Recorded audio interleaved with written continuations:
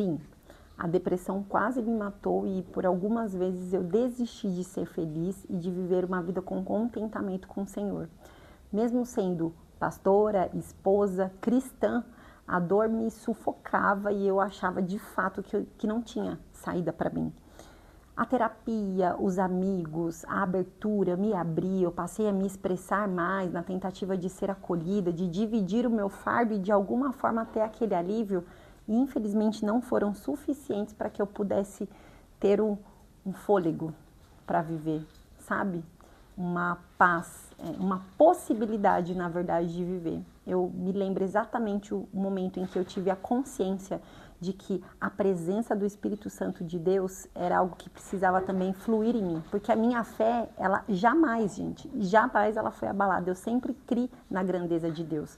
Mas quando a gente não entende o papel do Espírito Santo nas nossas vidas, a gente deixa de prover e viver daquilo que ele tem para nós. A palavra fala que ele é luz para o nosso caminho. Jesus é o verbo que se fez carne e habitou entre nós. E quando ele sobe ao Pai, ele deixa o Espírito Santo que agora passa a habitar em nós.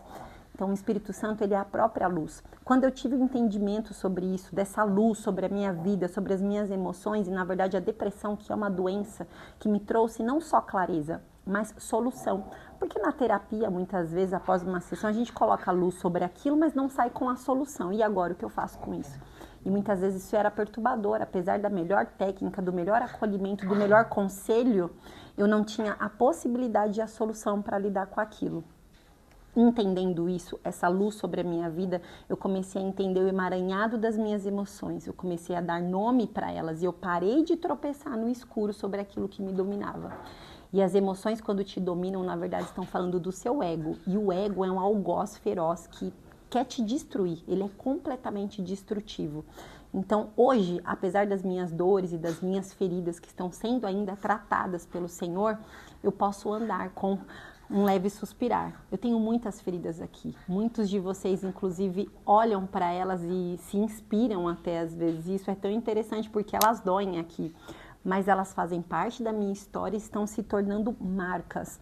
E elas não me paralisam mais. A palavra do Senhor em Salmo 147, verso 6, diz assim: Ele cura os de coração quebrantado e cuida das suas feridas. Hoje eu consigo andar, ainda que com as minhas feridas, eu tenho dessa força. E aí eu percebo que não tem nada a ver comigo. Essa força vem de Deus e do Espírito Santo. Deixe que Ele habite e trabalhe em você. Amém?